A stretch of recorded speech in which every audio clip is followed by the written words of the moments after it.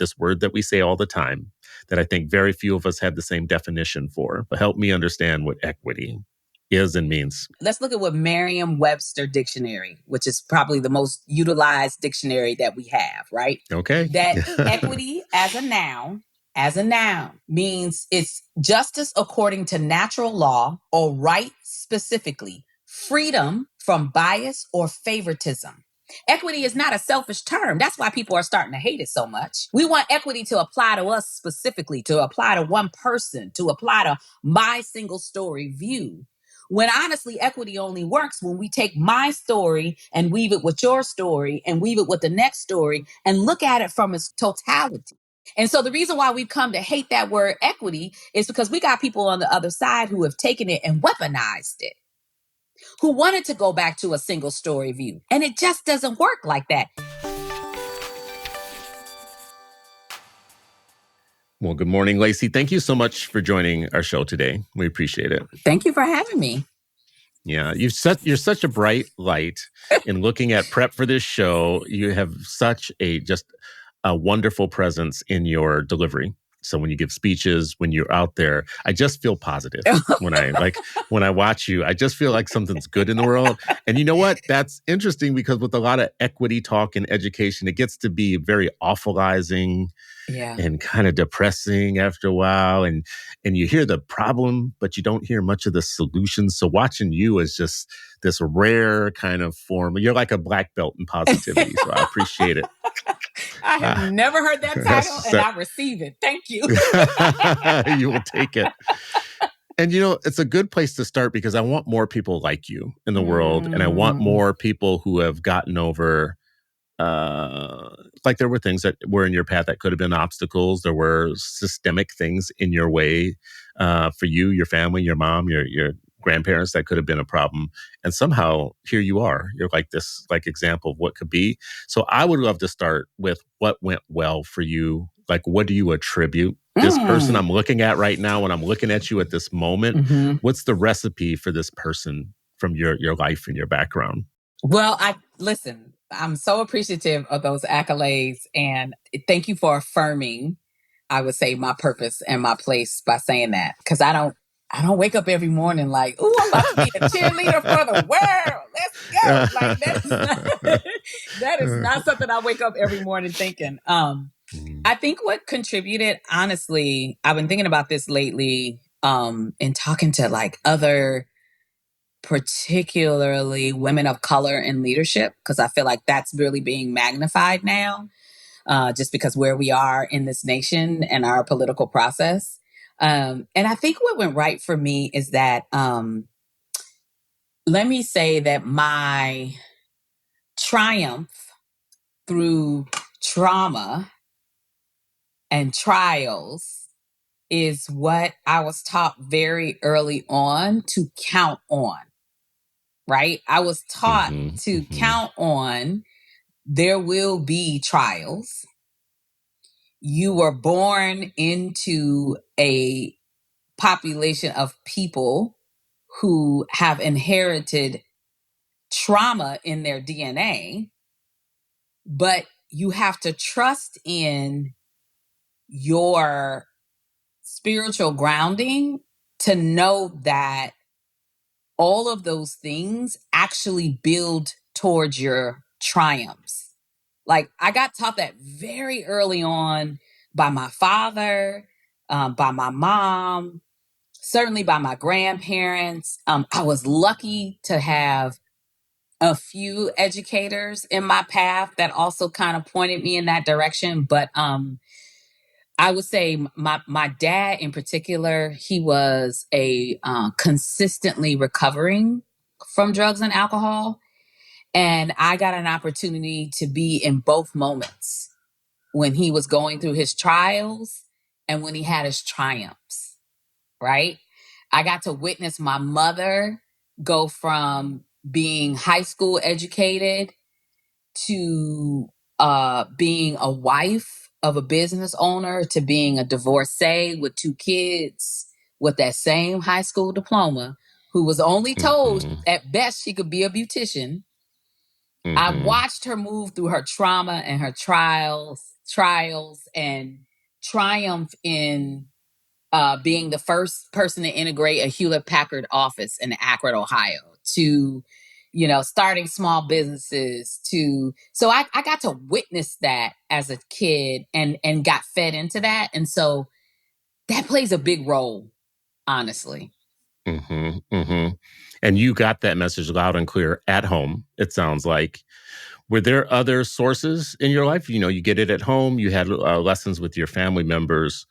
Were you getting affirmation from any of what my colleague Charles Cole calls invisible institutions, the other things in our communities that, that kind of contribute to ourselves, that make up this thing we call the village? Were there other sources where you got that message too? Absolutely. I mean, definitely church. I think church isn't just for religious upbringing. Church, I feel like, particularly in my Black community, was also the place where you literally could walk in the door and take like a breath, take like a sigh, and know that you were sitting in congregation with other folks who were also going through their own trials and tribulations, who've also experienced some of the same trauma.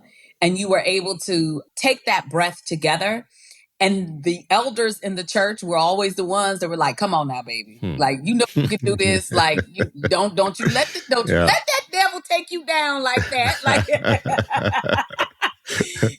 and certainly people in my family, in my community. My mother was really, really instrumental she made up her mind that growing up in Ohio, the best schools were in the white neighborhoods, right?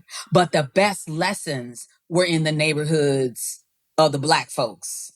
And so she worked really hard at like balancing that out with my sister and I. And so we got opportunities. I was a part of what was called Girls Assembly, which is part of Eastern Stars in middle school and high school. And that also like fed my collective coming together, sighing, building you up, pushing you back out there. So absolutely, there were other people outside and inside my family that fed into that. And let me say, I could count on one hand, educators in my K-12 walk in Ohio. And let me also name, there was a head librarian in our public library. Her name was Mrs. Canaan. And I started working at the library in 5th grade. She gave me a job because she was like, "You come up here so much. You're here almost every day." And just watching her and the way that she led her staff and the decisions that she got to make, she also had a positive influence on me. I don't think I've ever publicly said that out loud. So shout out to Miss Canaan. And seeing role models like that early on also helped. You just hit on like one of my big points, and see, it's going to distract me now. It's going to take me off course because libraries, as bad as my education was in the classroom, libraries were my refuge. Yes. And I have often said that libraries, open and free to the public, is the one thing my government gets really right. Yes. And that we underutilize. And right now we're doing too little to defend them, and doing too little to defend librarians and library science, because librarians for me were this gift. They were great teachers. They led me to things. And then once I got there, I took it from there. Yep. Right. Is there, so this is totally off the side. I did not mean to ask you this question, but this is coming up right now. And you're thinking about the systems that we could use and coddle together to make more equity for kids and to get more of our kids accelerated. Do you think there's a place for us not forgetting about libraries, like bringing libraries into that? Absolutely. Like I will tell you this. One of the saddest moments I had in my educational leadership is the moment I walked into, when I got the keys to the building in my middle school, and I walked into the glorious library. Because, it's not just the smell of the books, but it's like how the sunlight falls into the shelves and realizing how underutilized it was, how like in disarray, and I'm like, this is a heartbeat of a school. This is a heartbeat of a community. And you are absolutely right. Libraries are your freedom pass. Like, one of the things that I remember very early on, one of the reasons why I would get on my bike and ride to the library every day is because I could get my hands on at any moment any kind of periodical, any kind of book on any subject. Once I realized that that information was there and it was free and nobody was guarding like where you could go to get the information, it just completely fueled me. The library is where I could walk in the door. I wasn't judged. People were happy to see you. It felt like you were winning a prize every time you went because you got to pick stuff that you were interested in, discover different worlds. I'll never forget the moment I realized or discovered that there were boarding schools. I'm like, you mean I could go live somewhere and like go to school at the same time and don't have to wash the dishes every time I come home? And I remember like just happening upon a book that described like the different boarding schools that were around the United States. So yes, I think it is underutilized. And honestly, it is a community's hidden gift. Mm-hmm. Like you just said, going into a school and seeing that it's being underutilized is like breaks your heart. Mm-hmm. I feel the same way about community libraries. Mm-hmm. I feel the same way about mayors who don't know how to use the libraries as a summer power that they could invest in and get young people invested in them over the summer. I just feel like there's opportunity. I don't know if you saw this crazy story in Houston ISD, where they were going to convert some of the libraries into, I don't know what you call it, like behavior centers or something like that. So a place you go to when you've done something supposedly bad or wrong. Now, someone like you who studies equity and understands it, that for you has to ring out as being like, really? In 2024, this ludicrous. Is what we're doing? It's not only ludicrous, but I have this running joke where I'm like, am I the only one that realizes we're in a parallel universe? Like, am I the only realize we have lost the plot? Like, I want you to really think about that because I ran upon that story. I'm like, so let me get this straight. The very thing that should have been used as an initial tool with these students, the very thing that these students should have been married to, maturated in, brought into, you now want to use the actual facility to house them for the behaviors that 9 times out of 10, I'm not saying people aren't coming with their own trauma and their own pieces, could have been thwarted with building their academic identity, which then plays a role in their interpersonal identity. Like it's like draining all of our mental institutions and then saying we want to open the mental institutions back up, but we don't want to use the therapists or any of the therapeutic pieces. We just want to use it just to house the people. Like, I mean, that's like backwards, unless that's what you intended to do in the first place. I'm just like, now, that might be another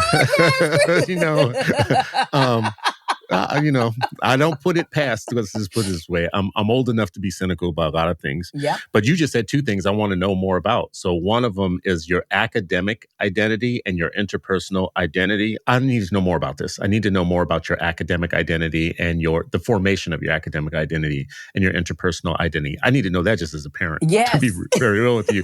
So help me out. Unpack that for me a little bit. Well, I will tell you, it is a little bit of research. Not a little bit. It's research. Developed, evaluated, science, and adaptive experiences that brought us to the understanding. So that academic identity that affirms your interpersonal is a part of UnboundEd and Core's GLEAM framework. So GLEAM stands for, is it grade level, engaging, affirming, meaningful instruction?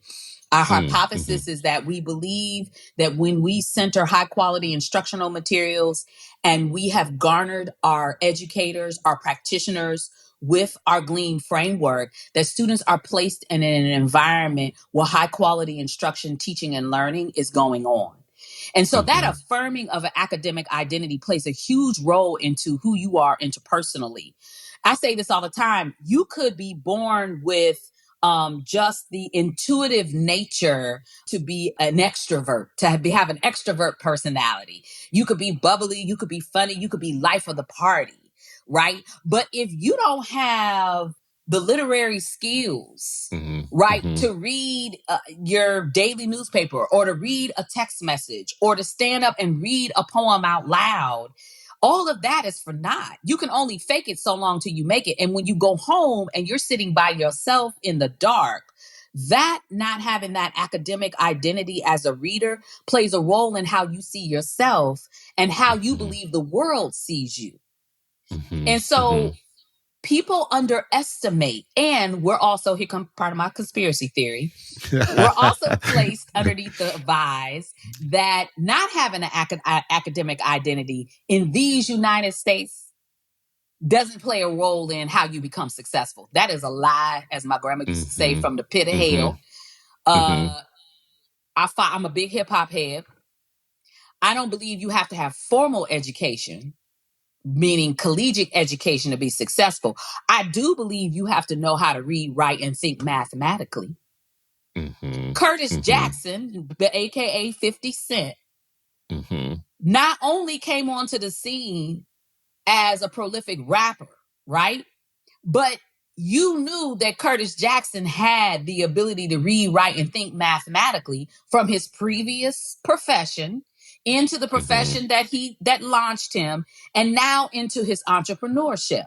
I'm not saying that Curtis had the formal education around business administration, marketing analysis, B2B, building out B2B plans, but Curtis knew how to read, write, and do mathematics.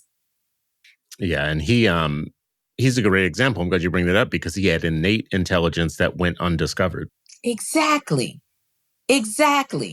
And your innate intelligence matched with an opportunity to develop and to understand the evolution of your intelligence. So that's the other thing too, is that when you look across at these folks, you know that they know that, you know what, I'm smart. And I may not know what I need to know now, but if you teach me, I can develop it and understand it. That is also wrapped up in academic identity. And it plays a huge role. So I say to people all the time, if you have a child that's struggling in math, you have to not just send them to Kumon and make sure that they are getting their foundational concepts and skills on lock, that they're developing into the procedural and conceptual. You also got to tap into, like, hey, buddy, do you see how you are growing academically? You want them to know that I started here and now I'm here, right? That my academic identity is growing. That helps develop them interpersonally, which makes them audaciously move through their career and college track. Man, that's powerful. See, you got me on here like have my own private TED talk with you. So, question about that. I have this idea that I haven't formed out well enough because I'm still working on thinking about it. When we talk about Black children specifically, I think that there needs to be something around Black particularity, meaning there are methods, practice, and all these things that are universal across the board. So when you say something like, high quality instructional materials, right? For instance, there's an assumption of a universality about that works for everybody across the board. But because of the particular history of Black people and the particular economics and the particular pathway and the particular cultural formation, a universalist approach to Black children, it might be insufficient. And I'm saying might be because I haven't proven anything to myself that the universal stuff isn't universal. Maybe it is for everybody. What would you say as an expert to me about this notion of Black particularity needing to be a lens that we put on all of these things, like high quality instructional materials? Well, now you got me taking my jacket off because we're about to go to work. Let me explain something to you. When you say universalism, particularly in the United States, you're talking about a single lens story, right? You're talking about a story from which most of the time comes from a dominant lens, which most of the time comes from a white dominant lens. And the reason why I can name that is because I know the curriculum history in this United States. I know from which the people that have been pointed as the experts of our philosophy, our canon, the stories that should be told and that would be told. And most of those people came from a single story point of view. Although they lived in a nation that was of a multi-story. They lived in a nation that was only evolved, created, and quite honestly has flourished because of a multiple point of view from different race, ethnicity, cultural, linguistic, historical backgrounds. And so, like, yes, there is a place and space for the Black African American diaspora in our content, there is a space not just for Black children, there's a space for all children.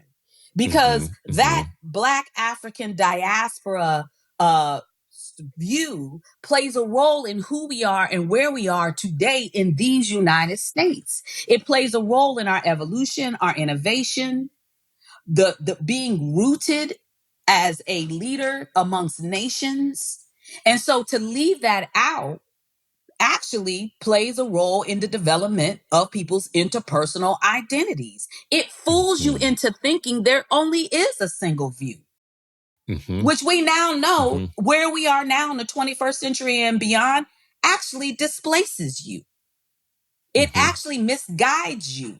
It actually puts you on a path to assume that you are the only purveyor, creator, innovator, which we know that there is no evolution of this country without having a multiple, all-inclusive view. There's no way we're going to be able to evolve. The numbers don't even tell us we can do that. And that might be, I'm seeing nationally, and you're probably seeing it too, everybody, we're all witnessing kind of late stage white supremacy in some ways, because there's this sense of like displacing the norm. There are people that feel alienated by the norm being challenged, like you guys are trying to change things too fast, too rapidly, and you need to let the world catch up with, because there has been a norm, a default. There's been a default people. And what that default has done, if you're a Chicano and you walk into a school, you are otherized from the beginning because you understand the default. You see the default and you're not the default, right? If you're a Black boy going into a school at some point in kindergarten, the light is still on. You still, anybody visits a kindergarten, I said all the time, if you're having a bad day, go visit a kindergarten. Because those kids still young enough to believe everything's possible and magic, and they just want to play, and it's this beautiful thing. But about third or fourth or fifth grade, there are many children who have already figured out what the default, the norm is, and know that they're not it. Yep. Well, you just gave the proof point into why we're struggling now as a nation. Having that single story view, making people believe that it is just your purview that counts, is what's got us in this position that we're in the first place. That's got us in a position, quite frankly, that when you look around to other nations that don't have the same economical prowess that we have, how they're able to advance a lot faster. I'm gonna take it even deeper. It's not just the Chicano female or the brown or the Black boy. Let's go deeper into the Caribbean American child that enters into the classroom that maybe doesn't have the same vernacular command as an African American child that maybe has a dialect or vernacular, I have I'm proud and privileged to be a bonus mom to children that grew up in England. And every time they come here and somebody hears their accent, all of a sudden they're separated from the pack. So it's to believe you're not the regular Black person, only to later on down the line realize you being treated. You fell underneath that smog that, you're not the regular Black because you got that accent. But you walk into the mall, you walk into Macy's, Black boy, they don't hear your accent. They see your face. So now all of a sudden you're met with somebody following you around the store or asking you a whole bunch of questions around what you're doing here. And so it is that single story view that's got us in this place. But this is the part that brings me inspiration every day, because I hear it in the wind. I see it now walking in Target, that the winds are changing. People are starting to understand that we can't go along like this anymore. There is no going back. The numbers don't allow us to go back. When I say the numbers, I'm talking about the population.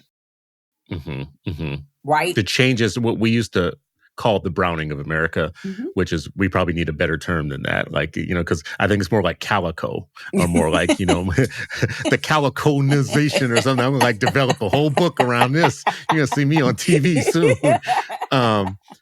Well, you just said something. Evolution. Let's call it the evolution. The evolution. Yes. Yeah.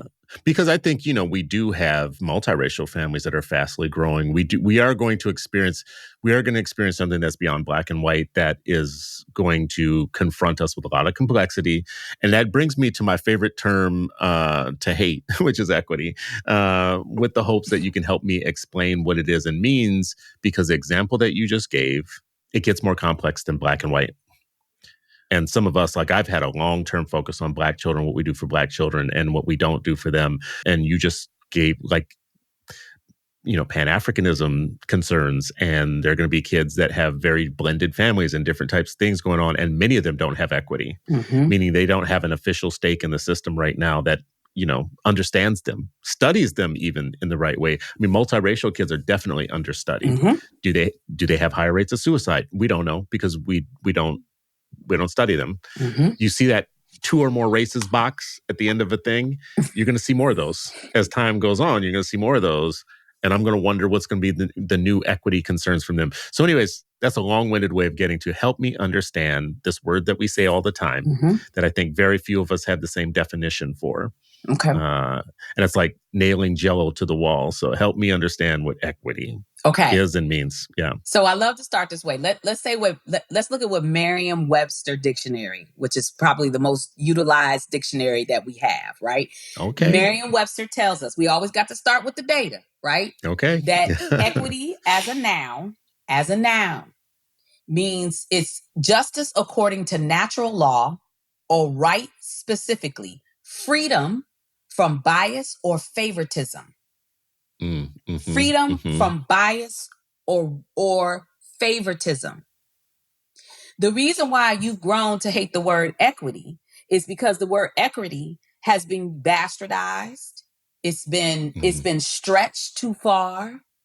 It's been smushed inside particular shapes that we want it to have.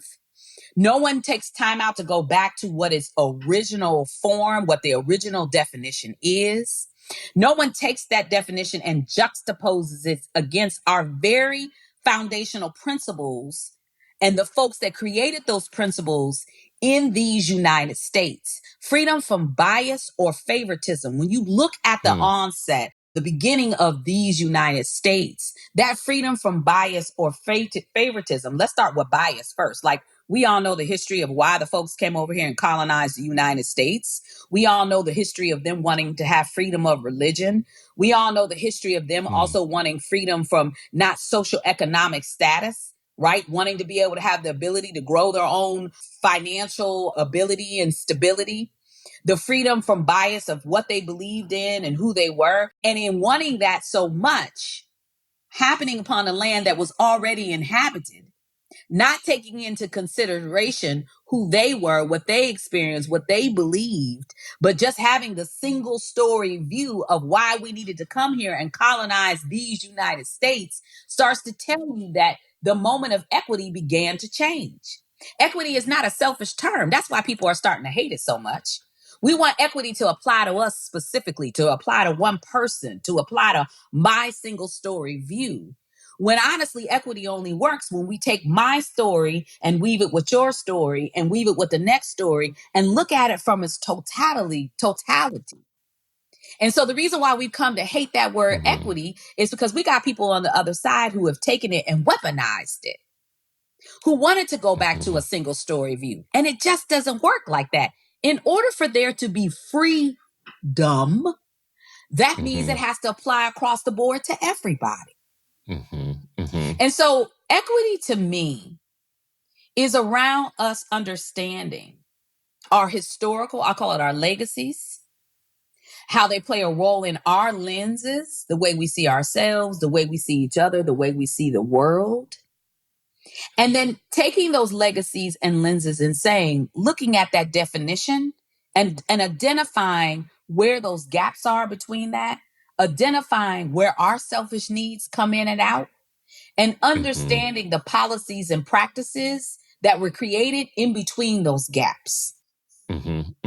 Policies and practices, let's be real now, that have benefited some of us more than others.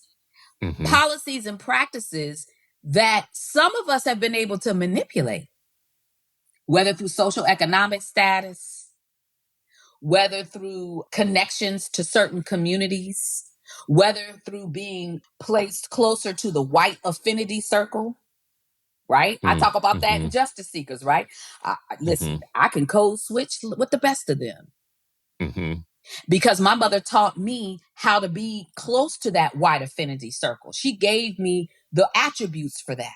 She made me comfortable in that.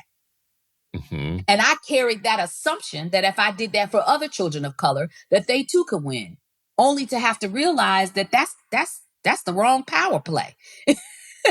Mm-hmm. Mm-hmm. You know, that's such a good help, actually, I think too. It's a broader look, but it brings it back to refining, getting down to brass tacks, like what this means in equity. Because I think one of the problems with equity is people do talk about it in a lot of different directions, and in some directions that seem inequitable. Mm-hmm. Right? As a school board member, I remember lots of people coming to us with the least equitable policy, but it would have equity on it. Just like labeled there. Yeah. Which brings me to a point around, like, what would you say is good advice for administrator who wants to do the right thing in terms of, let's be more specific now to around, like, you have a focus on literacy, you have a focus on Black and brown kids achieving literacy, and you have administrators and teachers who, however they come to the job that they are, may feel like they need help. Like, even in unpacking that, what's the real practical advice for administrators and districts and teachers around achieving equity generally and in terms of literacy? Well, let me say this. I'm going to admit something I haven't done before. So, Well, good. It's an exclusive on this show. All right. Yeah. We are always learning.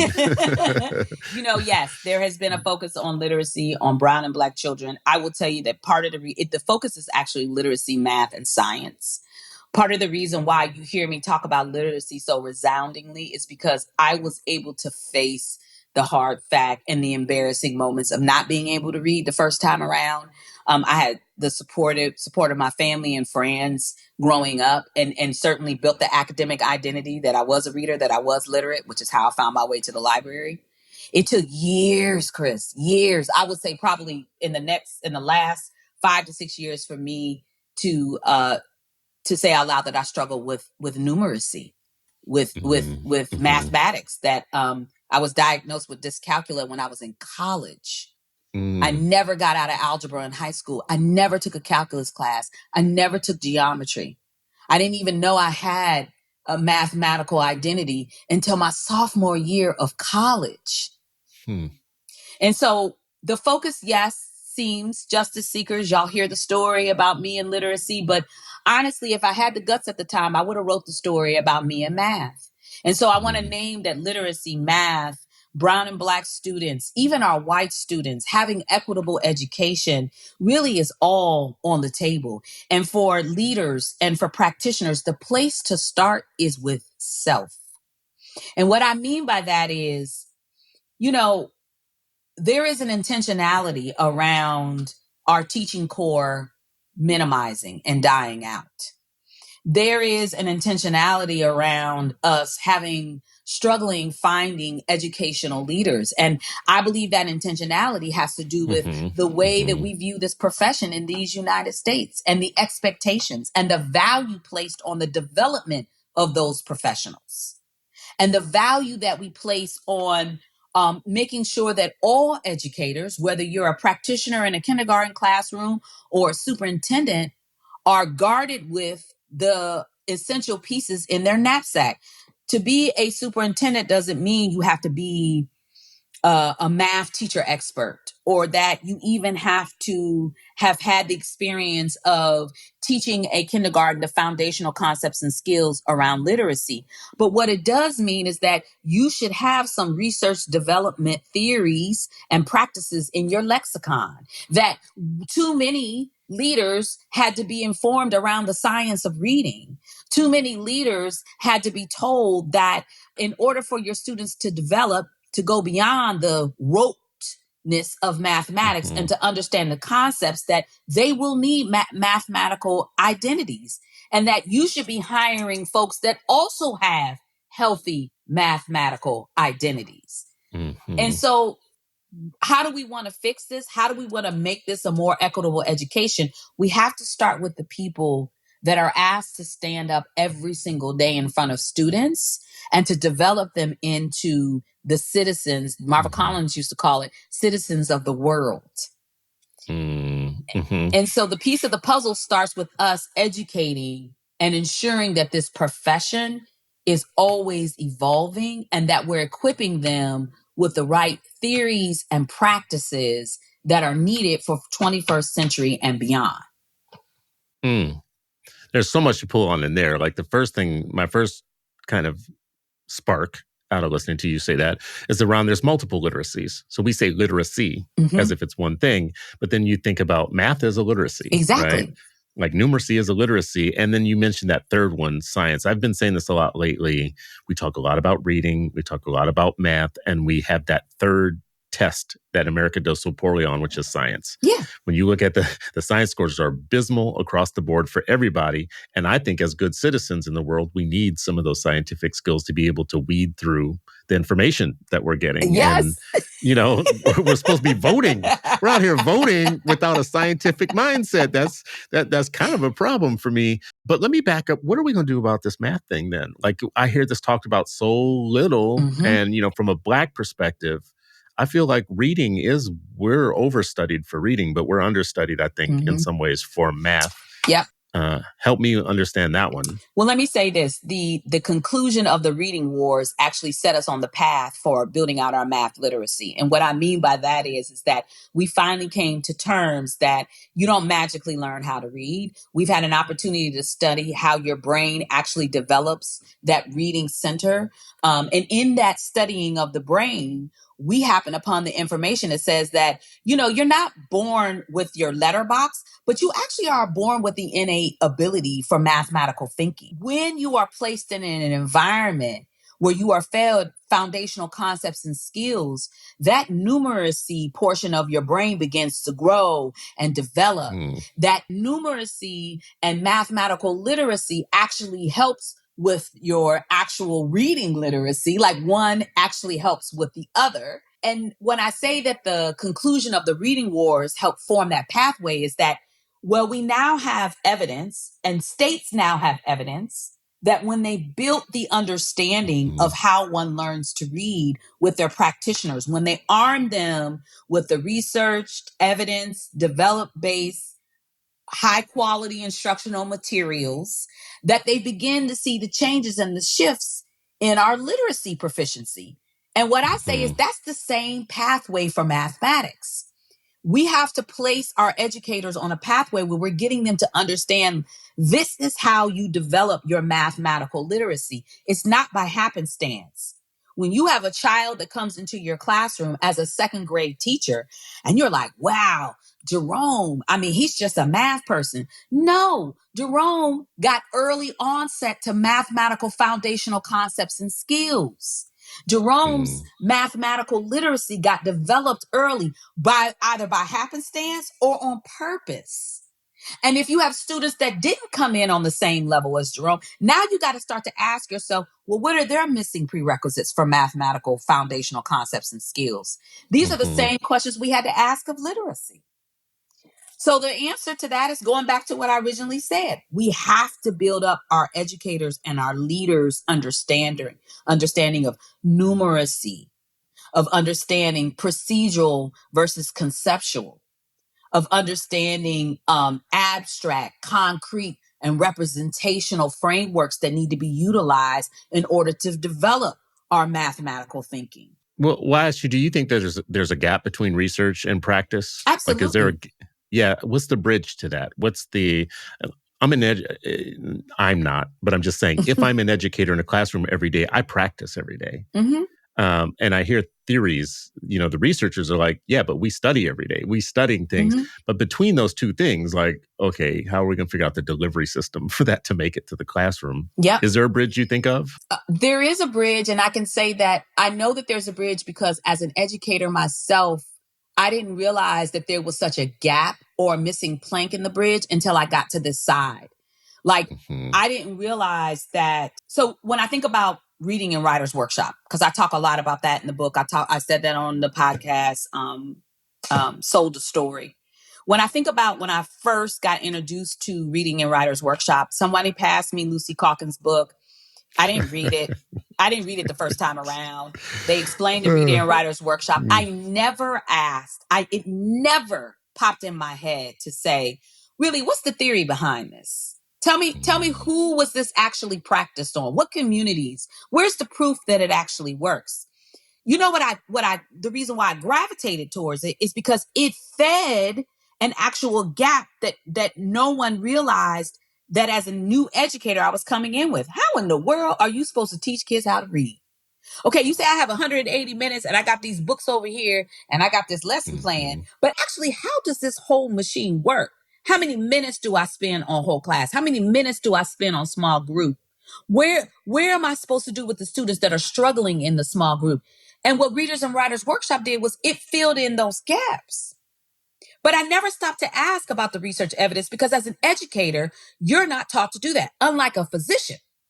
When a pharmaceutical rep comes into a doctor's office and says, I have this new drug, the physician says, let me see the studies. Well, what population does it work on? Well, what does the data say? Well, how does it interact with this drug? Well, what's the cost analysis? Well, what exactly my subset of patients? If this drug is meant for men, why would I give this to my female patients? Like, they're taught to ask those questions and because they need to relate it to their patients. We're not taught that as educators. And so the bridge educators aren't treated that. like doctors either, though. Or engineers. Or engineers, or, or professionals, just period. Or HVAC practitioners. Yeah. I mean, in a lot of states, we're paying teachers like customer service workers. So, I mean, yes. So I'm going to get me started that. Well, listen, I'm breaking one of my own rules here because, and one of the benefits of speaking to the Laceys of the world, is that I can leapfrog the problematic thinking and the problem thinking and get down to the vision for what could work and for what could be. I'm very, very hungry and thirsty and curious about what happens after you get through all the problem thinking. You get through all the awfulizing or whatever, because I need a vision. We all need a vision that something could be better. When we talk to the public about these things, the public needs to understand not just that the sky is falling, but there's something rising that is good, right? So when I think about UnboundEd's work, I think about the future forward nature of some of your thoughts and your ideas, and justice seekers. I'm looking for that hope. I'm looking for the fact that not just hope based on nothing, but hope based on research that we could be better. In your worldview and in the work that you do through UnboundEd's, what's the good future that you could see? What's the good place you would want us to land systemically, academically? What would be the Lacey, President Lacey? I say, this has got a ring to it. So I'm always kidding people like, well, when I'm queen of the world. That's right. That's what I want to know. When you are queen of the world, how would you see our system, our practice, our classrooms, everything working for our kids? Let me tell you something. The power goes back to the people. The power goes back. I'm going to tell you what motivates me. When you started the podcast and you said that I'm very cheery, and what motivates me, honestly, are the teachers and leaders I have the privilege of talking to, working with every day. It's the text messages that I got from the third grade teacher in Ohio that told me that, the school year has started off great, although her class, she has a group of 27 third graders who are very low readers, but that she is excited to put them on the path to literacy, because part of being a third grade teacher in Ohio, you have to be third grade reading certified. And she had an opportunity to gain that certification. So now she has the research evidence-based practice. And let me add this in. She had to fight with her administration last year to allow her to apply what she knows works in producing third grade readers, because the leader of her building was given erroneous information around tutoring services that could support students in developing reading, tutoring services that were ran by people who were not, quite frankly, certified to teach reading. So it wasn't until she had that fight, they moved out of her way. She's now starting the year with the confidence and the audacity to shuttle these students forward into becoming literate beings. The power is in the people. The power is in the people. And here we go. And the innovation that's at our fingertips right now that we can capitalize on to utilize with the people when we have empowered them, supported them, and have brought them together as groups and cohorts to say, you are powerful where you are. We can enhance that power by continuing to develop you. And we can use these technologically driven tools to help you Mm-hmm. with that in and Mm. outside the classroom. So I love this concept of the power is in the people. I was going to write a book once called Power to the Pupil. Uh, and it went nowhere. But you're helping me write some of this thinking. So what's the power that you would put in the different folks at the different levels? So what is the power that you would put in educators and parents Yep. separately? Yep. Let's just talk about that quickly. What's the power we put in parents and what's the power we would put in educators Yep. to do their part? So let's start with our parents, because our parents, and I'll tell you, in my spare time, I don't do it as much as I have a couple of years ago. I was a child advocate. I would get calls all the time from parents. Can you come to the school with me? Can you use your language? Can you use the acronyms? Can you talk to them to explain to them that, yes, my child is on the autistic spectrum, but he reads at a 7th grade level as a 2nd grader, right? And he needs to be Mm-hmm. honored in that. And so for me, when I would work with parents, it was about, it's like, again, I'm going to use the analogy with a doctor and a patient, right? When a patient has been diagnosed with cancer, the doctor just doesn't say, oh, have faith in me, come see me in 3 weeks, and I'm going to help cure you. No, the doctor informs, enhances, and encourages the patient to develop an understanding of what their road to curing cancer can be, what stage they're in, what kind of medicine and treatment is going to be needed, what happens when you get that treatment. So there is the doctor empowers the patient, and then the Mm-hmm. patient walks out of the office, right, with that information that they then can use to help carve their pathway. It's the same thing with our parents, right? So, in order to empower our parents with information, our practitioners have to be given that information.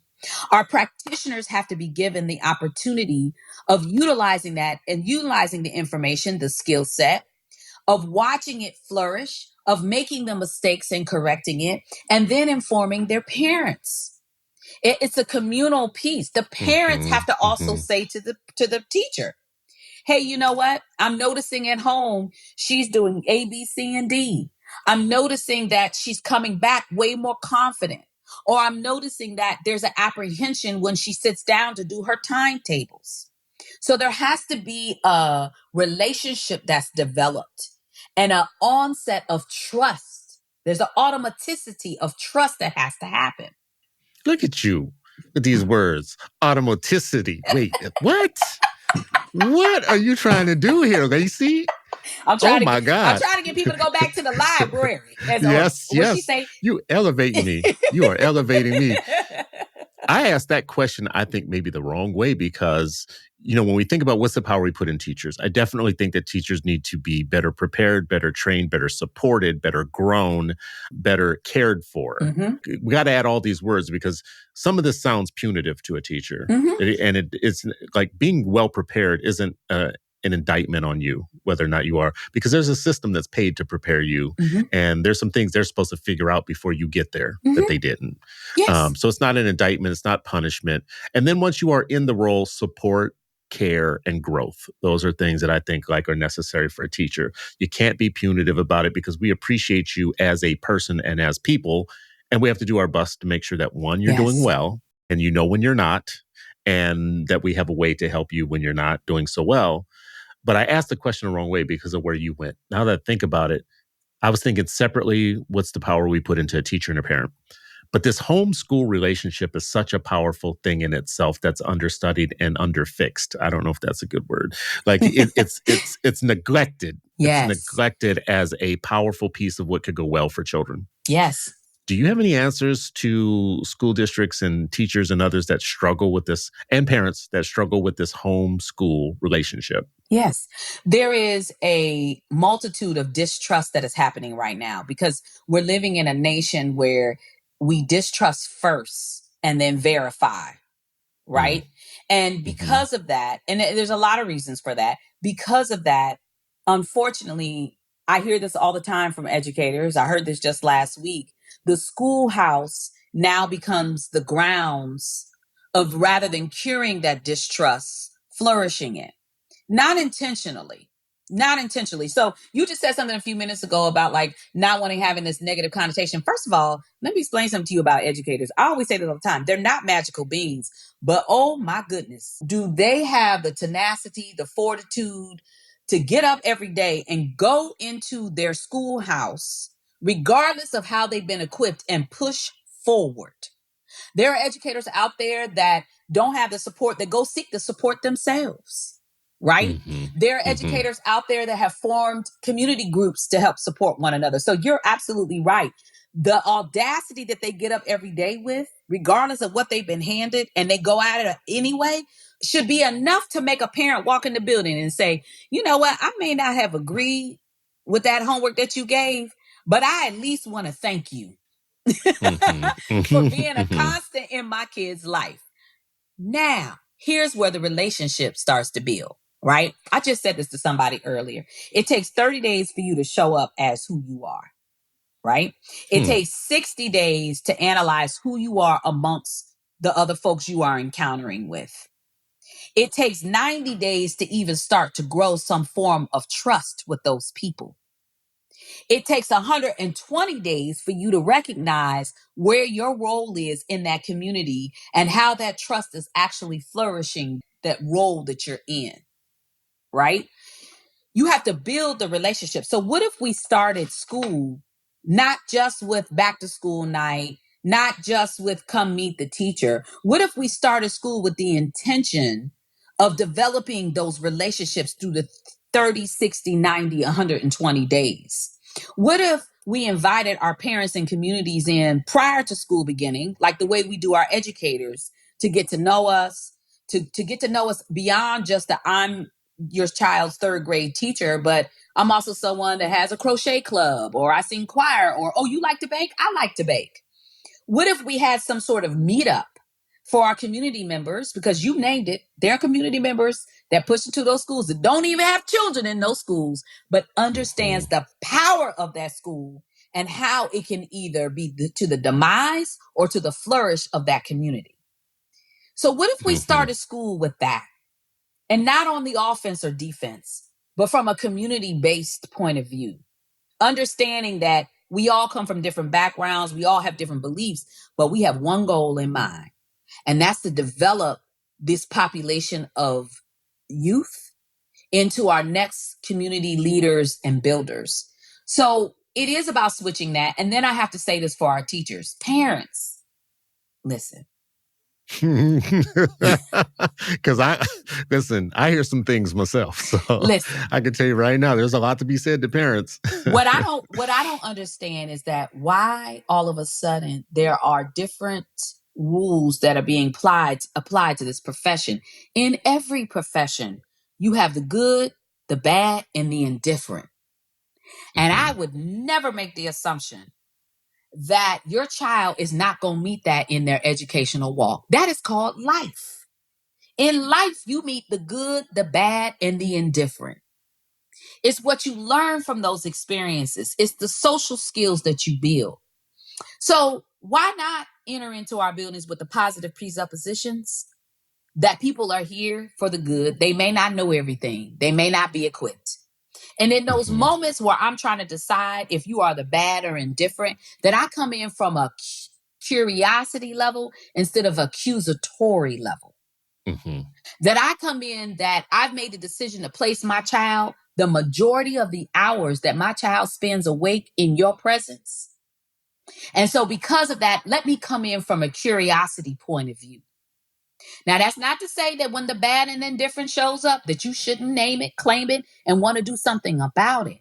But could we start from a positive presupposition? Could we start from acknowledging that teachers aren't magical beings? That they're people. That they're people. And that it takes a joint effort. You said this earlier, like the power is in the people. So if we understand that, we talk a lot about parent rights. We don't talk as much about parent responsibility from a positive lens, because the moment that comes out my mouth, I start hearing Bill Cosby pound cake type stuff, and that's not where I'm trying to go with this. But there are rights, there's responsibilities, and there's roles. Like there's a role for you to play. There's responsibilities that you have, and there's rights that you have, and all of those have to be attended to, I think, as a parent. Mm-hmm. But I don't want to oversimplify because I think that there is something missing, like a puzzle piece.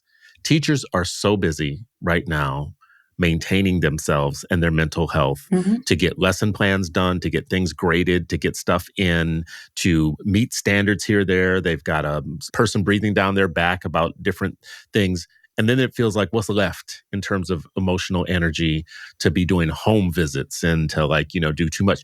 Parents are facing the same thing, their own version of that. Yeah. Post-pandemic life has even amplified it. The grind of being a parent and working and having a job and having a life and putting kids to bed at night. There's not a lot left over. Nope. So I wonder if there's an intermediary force that has to work on this bridging between home and school, mediating the relationship, some sort of piece we could put in, puzzle piece that we could put in. Yeah, it's the community members. It's your school board members. It's the leaders of the community. It's your faith leaders. It's your business leaders. It's folks coming together and saying, how can we make this more of a communal effort and trust the experts where the experts need to come in and trust the parents where the parents need to come in? How can we make it so it's not we're starting from an offense or defense point of view? And it literally takes an entire community. One of the things I learned very early on when I was doing my residency at the Marva Collins Preparatory School, the most profound thing I recognized was that some of the teachers in the school were teachers, they were parents, and they were community members. I say this all the time. Leaders who actually put their children in the school that they're leading have said something very powerful to that community. They've said, I took the most highest commodity that I have, my child, and I'm placing this in the community with the rest of our children because I believe in what we're doing here. And not just as a leader, but as a community member and a parent, I'm all in. Right? But what if we all took that position, whether we had kids in the school or not? What if we all took that position to be all in, to ask the questions of, why isn't it just that our kids are coming out of the school building illiterate, but why not going to the school building and say, what can we do to help increase the literacy rate here? Oh, the teachers need more education. Oh, we need more professional development days. Oh, we need more experts.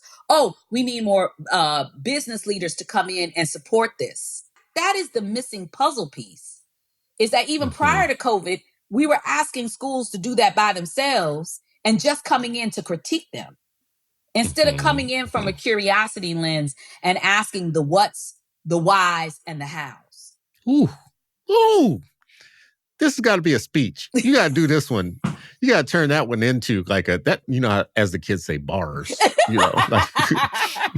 like bars. Can I ask you a question? Ma'am. Yes, ma'am. You have children? Yes, you can. So, I do. How many children? Yeah. 5.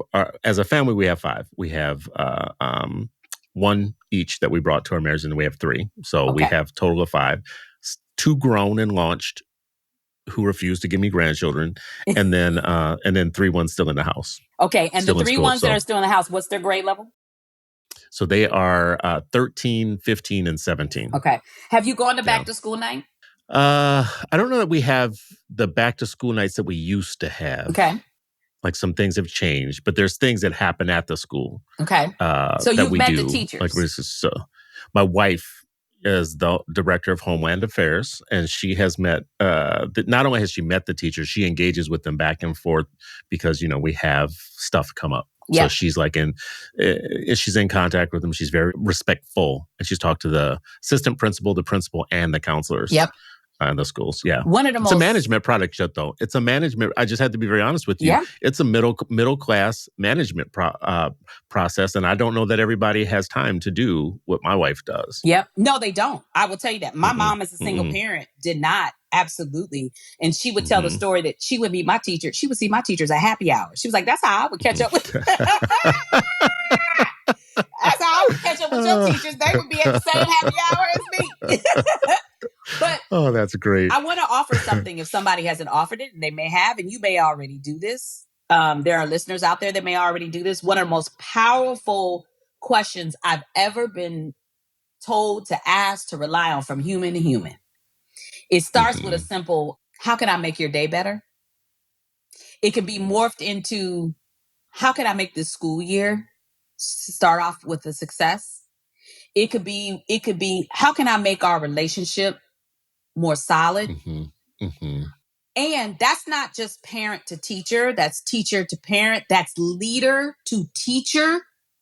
If a leader would just stop to say, how can I make this year better? How can I make your day better? Now, some responses you get back will be pie in the sky. You can give me $1 million. Well, no, baby, I can't do that. And if I could, you wouldn't get it. Exactly. It would be me. But sometimes just asking that question opens up the dam. And when I say the dam, I don't mean like the thing that's stopping it. I mean well, I'll be damned, I'm doing this by myself. Or I'll be damned, she's not listening to me. Yeah. Or I'll be damned, they don't believe in my kid. That's what I mean by the removing of the dam. Just asking each other that and realizing the point of connection between that can be a very, very powerful tool. I feel like that's a great place to wrap. I want to see more of that because I feel like there could be some help and some tools and some assistance that could be put into our hands to do what you just said. How do you start the school year off? What are the connection points? I love guides. I love because I say it all the time. As a parent, no one handed me a book saying, nope, this is what you're going to face. This is it. I hate adulting. I'm tired of it. To be very honest with you, I'm just tired of it. Like nobody gave me the adult book, like the adulting book, and stuff pops up all the time, especially as a parent, where you're like, listen, I want to resign. I want to, y'all didn't tell me this ahead of time, you know. But yeah, you won. You can keep it. So tools and guides and mechanisms to be put in place, people to mediate. These are all things that would be great for us, between us and the school. So anyways, I expect that in your next TED Talk or your next, thing that you do out there and everything. I just want to see it. What do you want to leave us with? Because I appreciate your time. I appreciate everything that you are doing in the world. I'm very honest and sincere when I say, because I don't give faint praise. It is so refreshing to see a positive face in this game, a positive, knowledgeable. That's the other thing, knowledge is power, but so is presentation and wishing the best and feeling a positive force. That's you. And that's what I saw when I was looking you up. So I appreciate that. What would you leave us with? Well, I would say definitely stay tuned to UnboundEd and Core. We have launched some really innovative, technologically driven products and programs from Core to UnboundEd. We also have our traditional PD programs. We are working on, you talk about a tool. We are working actually on our next manuscript, which will be the Gleam manuscript, which will be just that. It will be a tool and text to guide us through Gleam instruction, as well as asynchronous and synchronous technologically driven professional development around it. Last thing I want to say is that hope is grown every day. We've already planted the seed. We launched the school year. We planted the seed of hope. And now we have to water it, let the sun shine on it, give it its right amount of food in order for it to grow. But it's there. And I can feel it. I feel it every year at the onset of the school year. That don't mean some days we got to go and pull the weeds. And remove the mushrooms. And there will be weeds. And there will be weeds. But I believe in us and I believe in the people. So thank you so much for the opportunity to be on the podcast. And this has just been a great conversation. And thank you so much for everything that you're doing through this podcast and through the work. That. Yep. We'll come back anytime. Anytime that you want to keep talking. And the next thing that comes up, we will have you. And as always, we appreciate you who listen and watch listen to this podcast and watch the show when we put it online and share it with your friends and others, because you're helping us get the message around and start a positive conversation about the fact that our children really are always learning. We just need to help them learn the right things and be supportive of them. So thank you for listening, watching, and supporting.